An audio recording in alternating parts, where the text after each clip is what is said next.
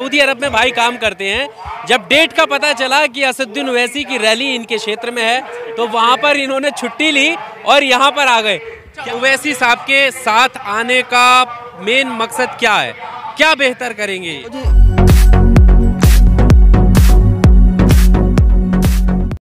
तो सहारनपुर बेहट में इस वक्त हम मौजूद हैं। असदुद्दीन ओवैसी की रैली है और बहुत सारे लोग यहाँ पर सुनने के लिए आए हैं। इनसे बात करते हैं। जी, कहाँ से आए? हम यहाँ संसारपुर से आए और स्पेशल ओवैसी साहब के लिए हम सऊदी अरब से टिकट करा के आए। यहाँ हमको मालूम है कि वो आ रहे हैं, सो टिकट करा के हम यहाँ आए। मन उनको देखना है, सुनना है। अच्छा, आप सऊदी अरब से यहाँ पहले घर आए, पता चला इसलिए टिकट सऊदी अरब से कराया? सऊदी अरब से टिकट करा के आए ओनली ओवैसी साहब के लिए। सऊदी छोड़ कर आ गए? सऊदी छोड़ के नहीं है, छुट्टी आए फिर चले जाएंगे। छुट्टी ली, लेकिन ली इन्हीं की वजह से कि यहाँ पर रैली है। बिल्कुल बिल्कुल बिल्कुल, इन्हीं की वजह से हमने छुट्टी ली और यहाँ आए। उनको सुनना है, देखना है। और जैसे कि आप सभी जानते हैं, हम सभी जानते हैं कि ये पार्टी बड़ा अच्छा काम करती है और फॉर द फर्स्ट टाइम ये यहाँ आ रहे हैं अपने सहारनपुर के अंदर। सो इनको देखना सुनना ये बहुत ब्यूटीफुल मोमेंट्स है। सो अच्छा रहेगा। अभी उनके आने में टाइम है, सहारनपुर तक आ गए। यहाँ आने में और उनको 20 मिनट्स लेंगे। सो देखते हैं क्या होता है। तो जैसा इन्होंने बताया कि युवाओं में जोश है और सऊदी अरब में भाई काम करते हैं। जब डेट का पता चला कि असदुद्दीन ओवैसी की रैली इनके क्षेत्र में है तो वहां पर इन्होंने छुट्टी ली और यहाँ पर आ गए। क्या काम करते हैं सऊदी? मैं सऊदी में ड्राइव करता हूँ जी। ड्राइविंग करता हूँ। अब क्या उम्मीदें हैं ओवैसी साहब को सुनेंगे तो? वैसे सबसे उम्मीद तो देखो, मैं तो फ़ोन पर भी उनको बहुत देखता हूँ, सभी सुनते हैं उनको। बड़ी अच्छी बात करते हैं वो, हिंदू मुस्लिम को सभी को साथ लेकर चलने वाले पार्टी आई है, किसी भेदभाव नहीं उनको। और फिर सेकंड थिंग इज़ दैट कि वो एक चाह रहे कि हाँ सब इकट्ठा होकर आए। जैसे कि आज का हमारे देश का माहौल है कि हिंदू मुस्लिम ज़्यादा हो रहा है ना, उन सबको साथ इकट्ठे लेकर चलने वाले हैं। और इन पे भी तो आरोप लगता है कि मुस्लिम की बात करते हैं। नहीं, वो कभी ऐसा नहीं करते, मुस्लिम्स की बात नहीं करते। देखो सभी को, दलित भाई जो हमारे हैं उनको साथ लेकर चलते हैं, हिंदू भाइयों को साथ लेकर चलते हैं और मुस्लिम तो साथ है ही। सो देखते हैं कैसा रहता है। उनसे आएंगे यहाँ तो बड़ी अच्छी उम्मीद है कि उनका भाषण सुनेंगे, लेक्चर सुनेंगे, अच्छा ही बोलेंगे, अच्छा ही बोलते हैं वो। नफरत फैलाने के लिए आ रहे नहीं, देखे ऐसे तो थाउजेंड्स ऑफ पीपल है इंडिया के अंदर की नफरत फैलाते हैं, हेट स्पीच देते हैं वो। बट ओवैसी साहब ऐसा नहीं करते बिल्कुल भी। एक बड़े अच्छे बात करते हैं। सभी जितने भी लोग हैं, जैसे मैंने आपको बोला, दलित मुस्लिम और हिंदू सबको साथ लेकर चलने वाली पार्टी है। अभी भी उन्होंने एक कौन से यादव है उनको टिकट दिया अपनी पार्टी से। सो सबको साथ लेकर चलते हैं। इत्तेहाद की बात करते हैं जी, सबके इत्तेहाद की बात। लेकिन इत्तेहादुल मुस्लिमीन है, इत्तेहादुल भारत नहीं है। नहीं, इत्तेहादुल मुस्लिमीन भी है और भारत भी है, ऐसा नहीं। सो वो ये भी कहता है कि जो प्राइम मिनिस्टर नरेंद्र मोदी है वो हम सब के प्राइम मिनिस्टर है। ओके, किसी एक के नहीं के या किसी हिंदू या दलित के, सभी के प्राइम मिनिस्टर है, प्राइम मिनिस्टर ऑफ इंडिया है वो।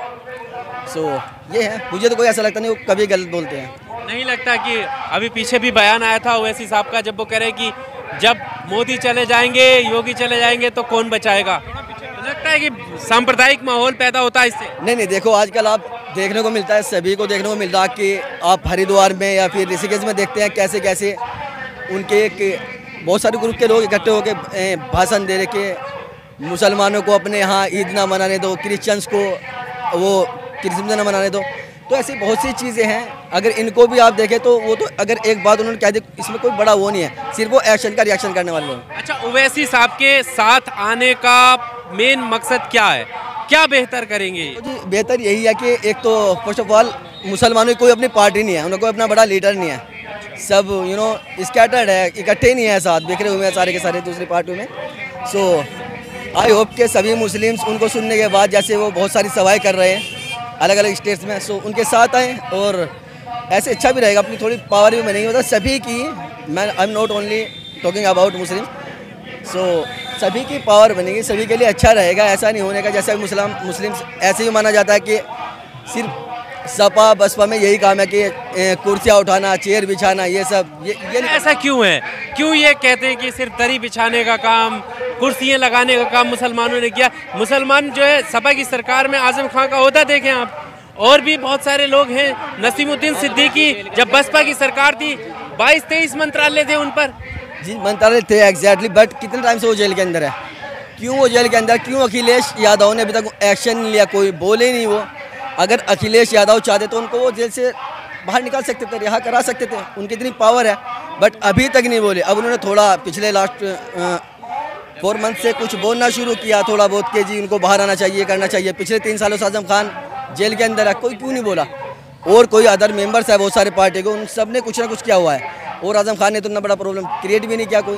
आप मुस्लिमों पर जो अत्याचार या उनके जेनोसाइड की बात हो रही है, आप कह रहे हैं कि उनके खिलाफ नहीं बोल रहे, डर रहे हैं मुसलमान का नाम लेने से, यही कहना चाह रहे हैं। अभी अखिलेश कांग्रेस ने तो नाम लिया है, राहुल गांधी ने ट्वीट किया, जब यहाँ धर्म संसद हुई उसके खिलाफ भी प्रियंका गांधी बोली है, तो फिर कांग्रेस के साथ क्यों नहीं जा रहे? कांग्रेस ने सिर्फ मुसलमानों के लिए नहीं कहा, सिर्फ हिंदू बापू जी के लिए कहा है, बापू के लिए कहा है, सिर्फ मुसलमानों को छोड़ दिया इसमें। हरिद्वार में जो धर्म सांसद हुई है उसमें जो बाबा कालीचरण था, उसने आपत्तिजनक जो भाषा इस्तेमाल की है, किसके लिए? जो देश के राष्ट्रपिता थे महात्मा गांधी के लिए, उनके लिए उन्होंने अपमानजनक भाषा का इस्तेमाल किया। उनके ऊपर 3 दिन के बाद FIR दर्ज हुआ, कल उनकी गिरफ्तारी हुई। मुस्लिमों का ये हो गया, अगर मुसलमान का बच्चा, जैसे मैं बोल रहा हूँ ना, जैसे पाकिस्तान इंडिया का एक मैच हुआ था किसी, उसमें कुछ लड़कों ने जश्न मनाया था, उनके ऊपर तुरंत UAPA लगा दिया था, UAP लगा दिया था। तो ये यहाँ इनका सेकुलरिज्म का जो नकाब है वो होता है, ये जो सेकुलरिज्म, फर्जी सेकुलरिज्म है इनका। मुसलमान को सिर्फ आप उसकी बात कर रहे हैं आजम खान की, आजम खान को देख लो आप, कितने दिन से जेल में है। यहाँ पे सपा का चेहरा वो होता है। जमीरुल्लाह खान को भी जैन चौधरी से 1 महीना जो पहले अलायंस हुआ था गठबंधन का, जमीरुल्लाह खान को उन्होंने धक्का दे दिया।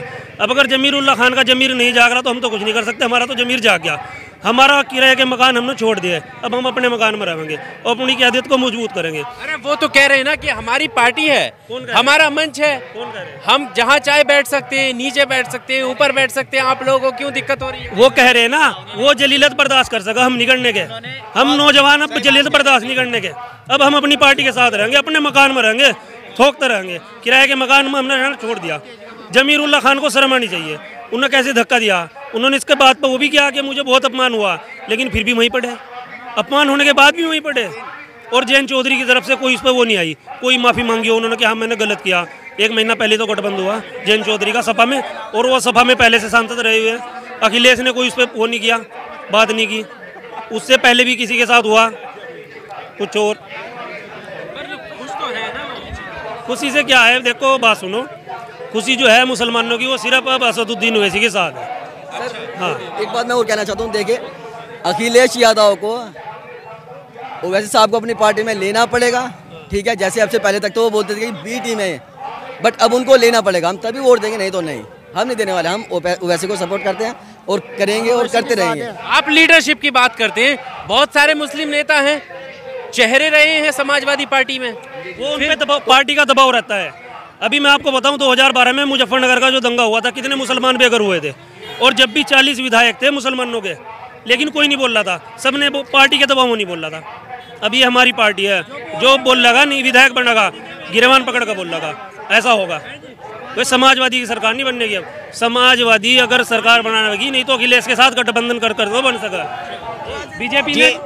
बीजेपी ने जो ध्रुवीकरण का काम करा, लोगों को बांटा, उस पर मैं चंद लाइनें सुनाऊं कि बांट दिया है धरती को, क्या चांद सितारों का होगा, नदियों के कुछ नाम रखे, बहती धारों का क्या होगा, शिव की गंगा भी पानी है, अबे जमजम भी पानी है, इन फिरका परस्तों से पूछो पानी का मजहब क्या होगा।